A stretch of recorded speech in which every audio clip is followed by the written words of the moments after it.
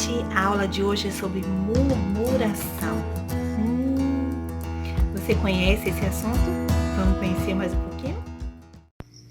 Oi gente, olha eu aqui de novo. Olha aí o nosso assunto. Um povo dominado pela murmuração. Será que você conhece alguém que é uma pessoa murmuradora? Será que você também acaba murmurando muitas vezes durante o dia? E aí, vamos tentar discutir um pouquinho sobre esse assunto? A gente vai aqui analisar o texto de Números, capítulo 11, do 1 ao 6. Mas antes disso, vamos ver aqui o que traz aqui esse slide. Uma reflexão, né? Nós possamos controlar o espírito da murmuração para não ser punido como murmurador, né? E eu trago essa imagem, inclusive a imagem que está lá descrita no livro, né, na revista bíblica, ao qual eu me baseio para montar essas aulas. Então, ele traz aqui esse alerta, né? Vamos controlar esse espírito de murmurador, que a gente ser murmurador não é de todo ruim, vamos dizer assim, não é pecado você às vezes reclamar de alguma coisa. Pecado é quando você deixa de ter confiança no Senhor para Ele resolver essa determinada coisa. E é isso que nós vamos ver hoje, né? A gente vai ver essa diferença entre murmurar e às vezes reclamar que algo tá ruim, porque nós somos humanos, nós reclamamos realmente das coisas da nossa vida, mas a gente não pode se esquecer que o nosso Deus, Ele é por nós, que o nosso Deus, Ele guia a nossa vida, e se nós estamos com a nossa vida nas mãos dele, a gente não precisa, né, se aperrear com nada, né? Vamos lá. Então a palavra de Deus, ela vem aqui trazendo para nós, né, o texto, trouxe aqui o recorte do texto, né, lá, que tá lá em Números capítulo 11, se você tá com sua Bíblia, já falei aqui antes, pega a sua Bíblia, vamos acompanhar, diz assim: e aconteceu o quê? Queixou-se o povo falando o que era mal aos ouvidos do Senhor. E ouvindo o Senhor, a sua ira se acendeu. E o fogo do Senhor ardeu entre eles e consumiu os que estavam na última parte do arraial. Então o povo clamou a Moisés, e Moisés orou ao Senhor, e o fogo se apagou. Pelo que chamou aquele lugar Taberá, porquanto o fogo do Senhor se acendera entre eles. E o vulgo que estava no meio deles veio a ter grande desejo, pelo que os filhos de Israel tornaram a chorar e disseram: quem nos dará carne a comer? Lembramo-nos dos peixes que no Egito comíamos de graça, e dos pepinos, e dos melões, e dos porcos, né? E das cebolas, e dos alhos, mas agora nossa alma se seca.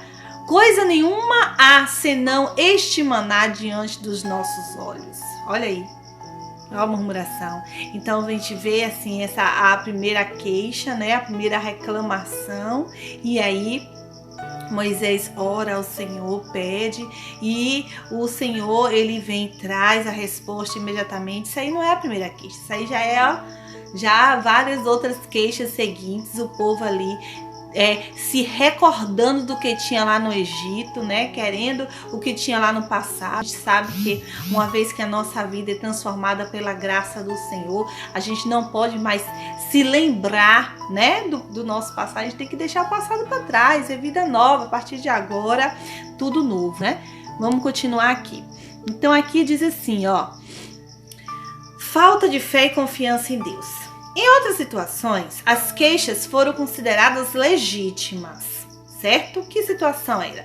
A situação aí, ó. Aí Moisés levou o povo de Israel do Mar Vermelho para o deserto de Sur. Eles caminharam 3 dias no deserto e não acharam água. Veja só, eles caminharam 3 dias no deserto, estavam com sede, não acharam água. O que fizeram? Reclamaram. Então, isso aí é natural. Estavam com sede, estavam apreensivos, então precisavam de uma resposta, né? E ali não achava água. Então, chegaram a um lugar chamado Mara, porém não puderam beber a água dali, porque a água era o quê? Amarga, né? E ali, por isso que aquele lugar era chamado de Mara. O povo reclamou com Moisés e perguntou: o que vamos beber? Então Moisés, em alta voz, pediu socorro a Deus, o Senhor lhe mostrou um pedaço de madeira. Moisés jogou a madeira na água e a água ficou boa de beber. Foi neste lugar que o Senhor Deus deu leis aos israelitas e os pôs à prova. Então foi a primeira demonstração aí, né? De prova, de fé que o povo ele deveria ter naquele momento. Bom, Deus ele já tinha feito maravilhas com o povo de Israel. Deus tinha livrado o povo de Israel de uma escravidão. E o povo mesmo assim, eles não entendiam, eles não compreendiam, né? A grandeza do Senhor, que a água para o Senhor é ao mínimo que o Senhor poderia conseguir para eles, né? Prover para eles. Então, vamos continuar aqui. E aí eu coloquei essas chamas aí, né, para dar esse climazinho aí de tensão, porque realmente foi algo assim bem tenso, né? Eu acredito que deve ter sido algo bem tenso nesse momento, né? Em outras situações, né, aquela situação anterior, a gente viu que tinha um fundamento, né, essa reclamação, porque o povo estava ali andando há 3 dias e tal, o que não justificava, porque a gente precisa confiar em Deus. Porém, o Senhor Deus ele ainda não estava irado com o povo. Veja só o que vai acontecer aqui. Em outras situações são considerados pecados de descontentamento e incredulidade, ou seja, Deus percebe que o seu povo não está crendo nele, que não está contente com ele. E aqui o texto diz assim: o povo se queixa e provoca a ira de Deus. O fogo da parte do Senhor, queimando algumas extremidades, ou seja, as margens, pode ser um forte indício de que o problema estava naquele local especificamente. Então Deus vai lá e queima, né?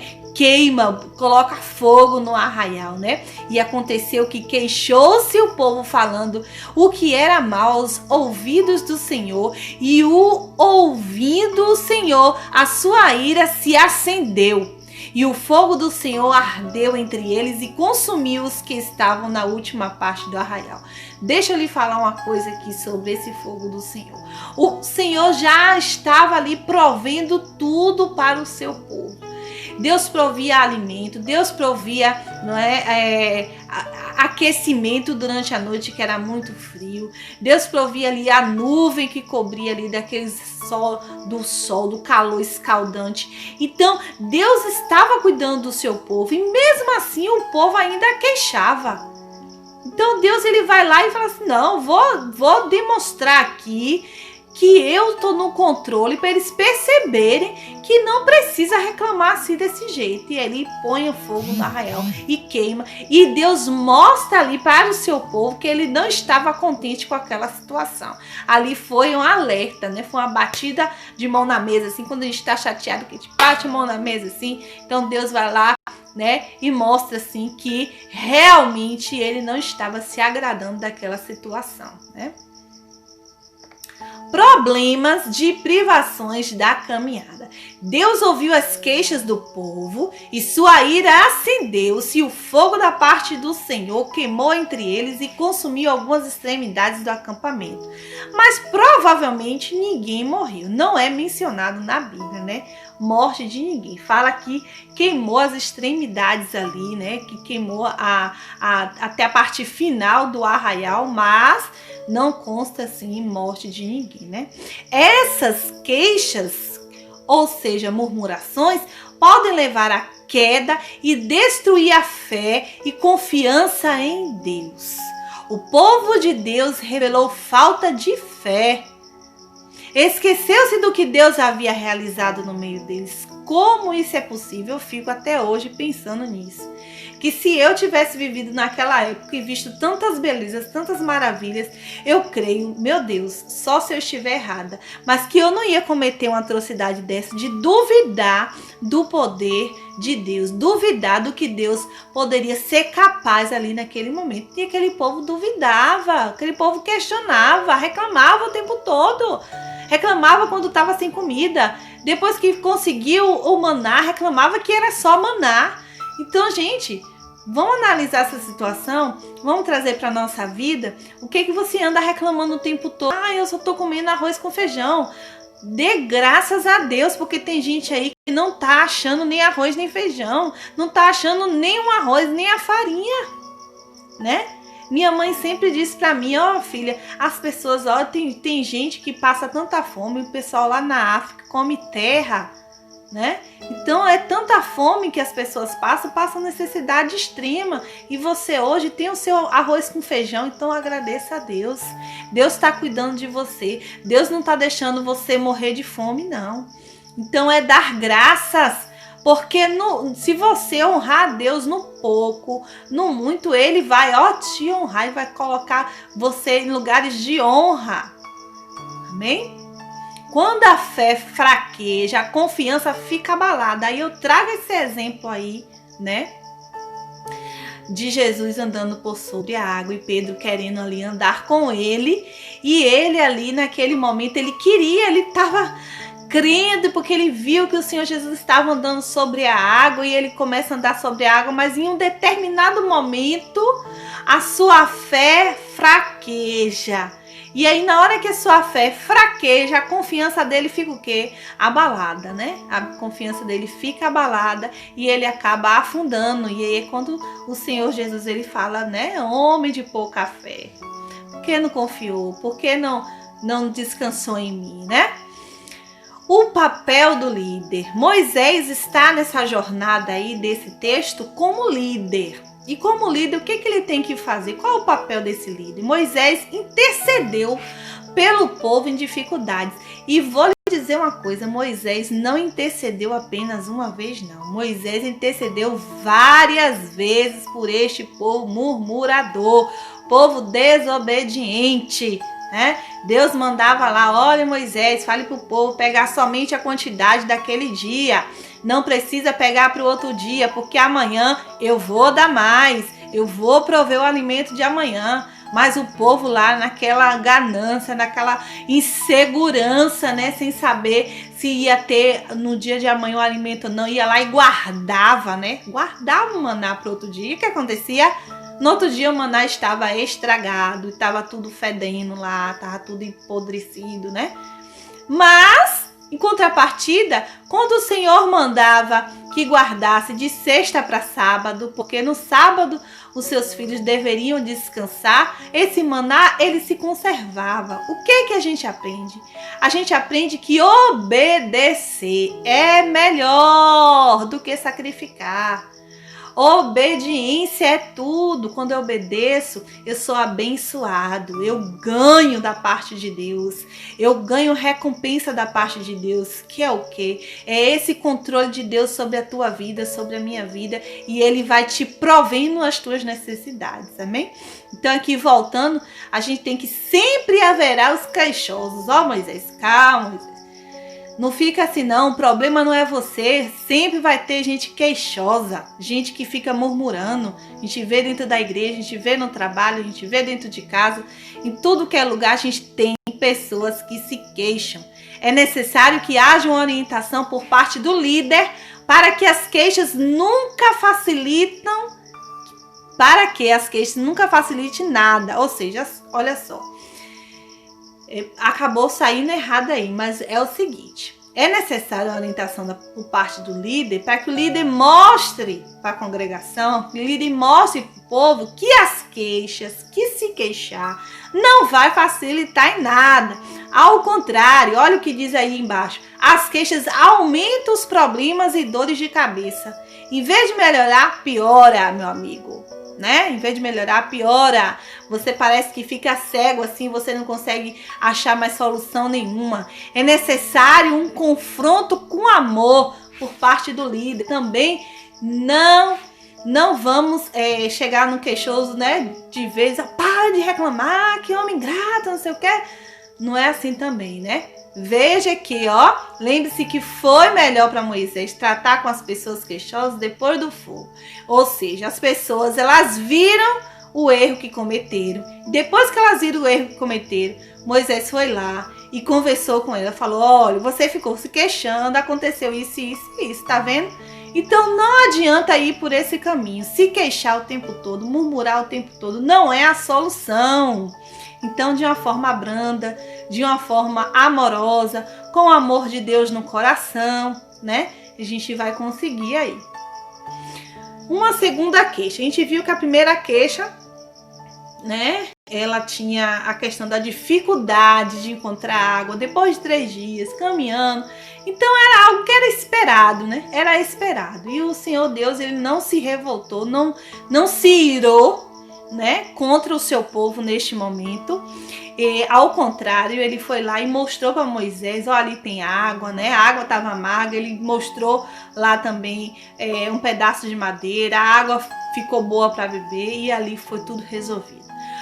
Mas, em contrapartida, a segunda queixa, que está lá no versículo 4 ao 6, diz assim: trata-se de apostasia.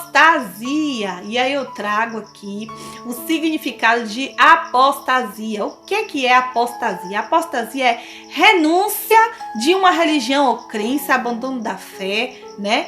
Então, olha só, ela é o quê? Uma renegação. É como se o povo estivesse renegando. Ele estava renegando ali a orientação de Deus, ele estava recusando, ele não aceitava. Então, isso era apostasia. Na segunda queixa, ele estava se apostando da fé, ou seja, a troca do maná por pepinos e cebolas. Olha que coisa, né? Terrível. Então, eles chegaram a lembrar, lá no Egito a gente tinha peixe, de graça, a gente tinha pepino, a gente tinha cebola, e aqui o que a gente tem? A gente só tem isso. E aí ficou reclamando. Tem condição uma coisa dessa, né? Tem condição de uma coisa dessa? Você não tinha nada, e aí de repente Deus vai lá e provê o alimento, e você fica lembrando da época do pecado, quando você tinha algo, né, que você acha que é melhor. Então, vamos dar graças a Deus por aquilo que Deus ele nos oferece dia após dia, porque o Senhor Deus ele só dá o frio conforme o cobertor. Ele vai te sustentar de acordo com a tua necessidade. Ele não é um Deus exagerado que vai além. Ele vai lá de acordo com a tua necessidade. E ele te acolhe, ele coloca tudo nos eixos da sua vida, né? De acordo com o que você fala com Deus, de acordo com a tua intimidade com Deus, de acordo com o que você conversa com Deus, com o que você pede a Deus, Deus ele vai lá e vai ajeitando as coisas na sua vida. Agora, sem murmurar, né? Por favor, vamos deixar essa murmuração para trás, né?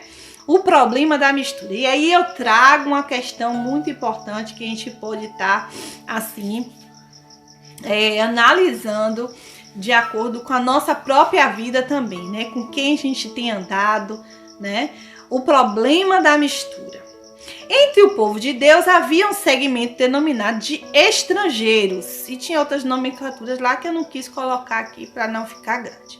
Eram pessoas não genuinamente hebreias ou casadas mistamente com israelitas. Ou seja, gente que não era hebreia, possivelmente egípcia, né? Já que eles vieram do Egito, casado com israelitas. Deus chamou este grupo de misto de gente, com pensamentos estranhos e atitudes perigosas. Por quê? Porque eles não nasceram ali na doutrina hebreia.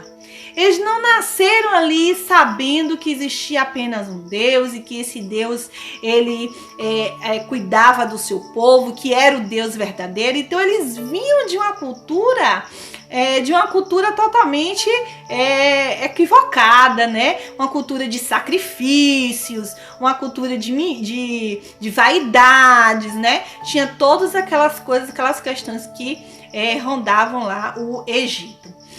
A murmuração, ela acaba sendo contagiosa. Começa ali, naquele rodinho ali, a pessoa começa a reclamar. Ai, meu Deus, todo dia isso, não tô aguentando mais. E tu já viu fulano? Isso acontece. E ele sempre tem uma justificativa. Você já parou para perceber que o murmurador, ele sempre tem uma justificativa? Ele sempre tem, mas é por causa disso. E ele acha ali o viés da questão. Ele acha ali, vamos dizer assim, onde começou o problema. Onde começou o problema? Isso aí é por causa de fulano de tal, isso aí é por causa de Moisés. Moisés não tem mão firme, Moisés não sabe liderar. E aí começa ali, ó. E o que é pior, ele tem o quê? Admiradores, que são as pessoas que ficam ali e ainda param para ouvir os murmuradores. E a gente sabe que isso existe, né? Quando a gente chega perto de uma pessoa e a pessoa tá lá rodeada de gente e a pessoa tá lá, ó, mandando brasa no irmão fulano de tal e falando mal e murmurando da igreja, murmurando do ministério, né? Murmurando da sua própria vida, às vezes de coisas pessoais, íntimas, e a pessoa tá ali reclamando, murmurando. Então, isso aí acaba tendo, vai contagiando as pessoas, né? Os murmuradores sempre têm algo a acrescentar na obra de Deus. Eles sempre vão ter um palpite, né? Se isso fosse assim, seria melhor. Se Moisés fizesse assim, seria melhor. Se a irmã Vanessa fizesse assim, seria melhor, né? Então, eles sempre têm um palpite. E a gente pode ficar dando palpite para Deus? É a gente que dá ordem para Deus? É a gente que direciona o que é que Deus ele deve fazer, o que é que ele não deve fazer? De forma nenhuma. Deus, ele tem que ter autonomia sobre a tua vida. Se ele ainda não tem autonomia sobre a tua vida, eu profetizo em nome de Jesus que ele tem agora, em nome de Jesus, autonomia sobre a tua vida para que você tenha uma vida próspera e feliz. Amém? Então, não murmure, creia no teu Deus. Um diálogo da condição espiritual do povo. A afirmação, perdemos o apetite, é extremamente forte. Por que perdemos o apetite? É a questão da repetição, do maná, que não estava mais aguentando comer maná, né? Houve aí uma rejeição a Deus e a sua provisão. O que o povo ele quis dizer naquele momento? Que ele estava rejeitando a provisão de Deus. O que Deus estava mandando era o maná.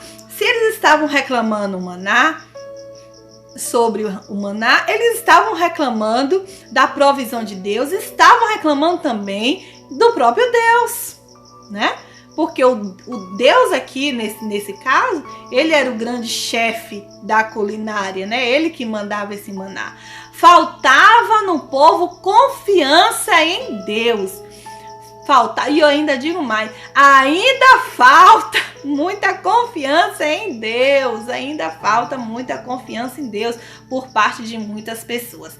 Faltava entendimento espiritual e visão divina. Vamos entender aqui esse pão que vem do céu, o que ele representa. Mais tarde a gente vai encontrar isso lá no Novo Testamento. Quem é o pão que vem do céu para alimentar as nossas almas? O Senhor Jesus Cristo. Ele mesmo se colocou como um alimento, né? Olhavam para o passado, em vez de confiar para viver novidade com Deus, ficar olhando para o passado, para o que tinha, né? Pessoas que eram ímpias e aceitam a Cristo, aí as coisas começam a apertar, né? Vai apertando, Deus vai provando ali para ver onde é que está a fé, a confiança dele, e ali a pessoa começa a relembrar do passado. Quando eu era do mundo, eu tinha carro, eu viajava, eu fazia isso, eu fazia aquilo. É essa gente aí, ó, murmurador, que fica olhando pro passado, pro que tinha. Meu irmão, tu tinha tudo isso, mas não tinha salvação. Adianta ter o mundo todo e não ter a salvação das nossas almas? Adianta ter o mundo todo e não ser feliz, não ter paz no meu coração? Não adianta. E o que é pior, gente que é assim, é gente que é acomodada, né? É uma pessoa que é acomodada, ela se acomodou, ela se segurou naquela situação ali. Aqui tá bom, não quero mudar não. É assim mesmo que pra mim tá bom, tá ótimo. E se eu for pra lá, não, vai dar tudo errado. São pessoas que se acomodam, amém? Então a gente continuando aqui, né? Eu trago aí a explicação mais um pouquinho sobre o comodismo. O comodismo é uma inércia que pode segurar seus pés se você estiver do lado Geralmente ele não quer evoluir e nem quer que evoluam. Ele tem receio de sua evolução porque não tem coragem e às vezes até te invejam por você ser o oposto. Então, é uma pessoa que é acomodada, né? É uma pessoa que tá ali segura ali, né? Que reclama quando muda alguma coisa, quando algo acontece de forma diferente. É uma pessoa que não tem a confiança no Senhor de que tudo vai dar certo, porque uma pessoa que tem a confiança, ela está preparada para qualquer tipo de mudança e alteração que pode acontecer em sua vida. Porque a gente sabe que a mudança e alteração que acontece na vida daquele que busca Deus é pro melhor. Porque Deus, ele não quer nada que é ruim para seus filhos. Não é verdade? E aqui, para encerrar aqui essa primeira parte, né? A gente só vai assistir mais um videozinho e depois a gente volta para a parte da aplicação pessoal. O murmurador morre no deserto. O covarde quer voltar para o Egito. O ousado conquista e toma posse de suas terras. E aí, você quer ser quem desses três? O murmurador, o covarde ou o ousado? Né? Eu quero ser o terceiro. Agora a gente vai lá assistir um videozinho, um trechinho do vídeo que mostra essa passagem do povo de Israel nesse momento da murmuração e depois a gente volta, tá bom?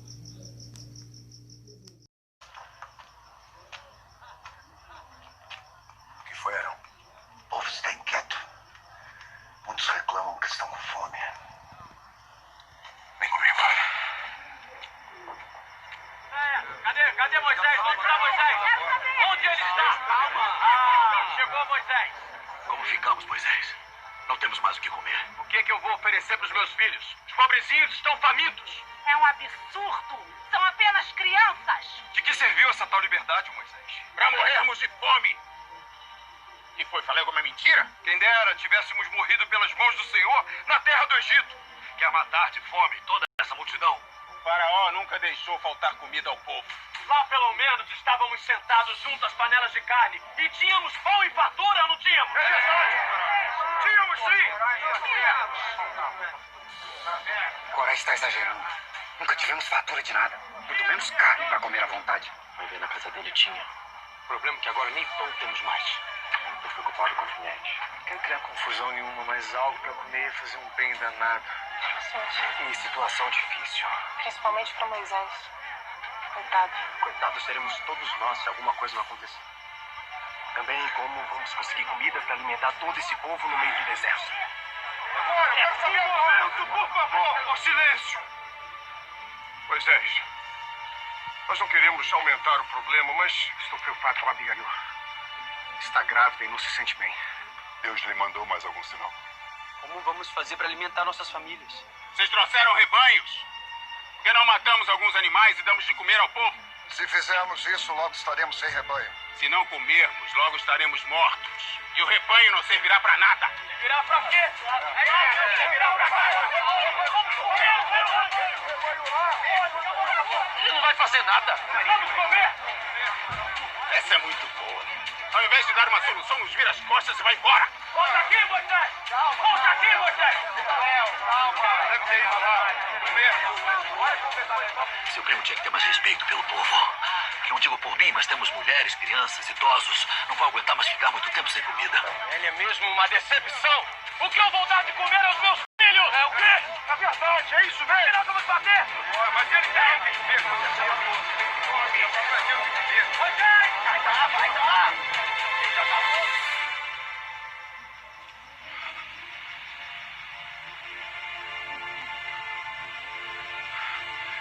Senhor meu Deus, escuta o teu servo.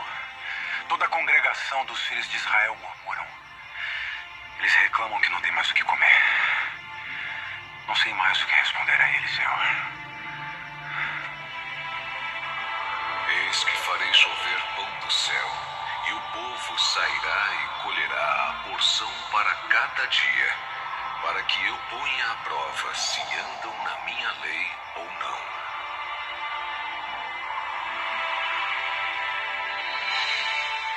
Ao sexto dia, Deus nos dará o dobro do que colhem diariamente.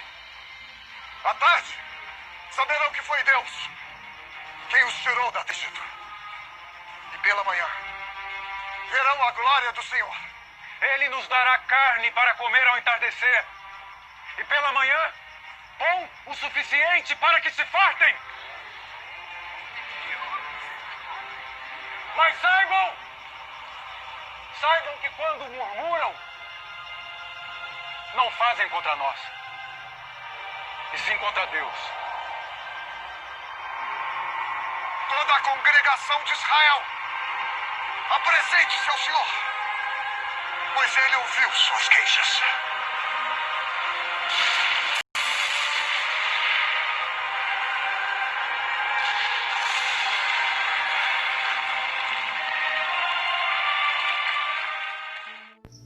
E aí? Assistimos ao vídeo, né? A gente viu ali aquela passagem, né? É triste a gente ver que Deus faz tanta coisa pelas pessoas, né? Pelo povo dele, e mesmo assim o povo ainda acaba murmurando. Mas é isso mesmo. Então, para nossa aplicação, pessoal, eu deixo 2 questionamentos aqui. Primeiro, há um tipo específico de pessoas difíceis que para você não é fácil lidar? Existe no seu meio de trabalho, na sua família, tem algum tipo de pessoa assim que é difícil de lidar, que você chega perto, às vezes você quer até sair correndo, né? Porque a pessoa só murmura, só reclama. Será que tem, né? 2, você está sendo uma dessas pessoas para alguém? Então, né, a gente não pode olhar somente para o telhado do vizinho, mas nós temos que olhar para nós mesmos também. Será que eu também não estou sendo essa pessoa para alguém? Será que eu ando murmurando também? Então vamos analisar isso aí. E chegamos ao fim de mais uma aula, né? Até a próxima aula, né? A gente vai estar trabalhando aí alguns temas, eu vou estar buscando alguns temas e em nome de Jesus vamos estar juntos novamente, amém? Deus abençoe sua casa, sua vida, sua família, que Deus te proteja, te guarde, te livre de todo o mal, em nome de Jesus, amém.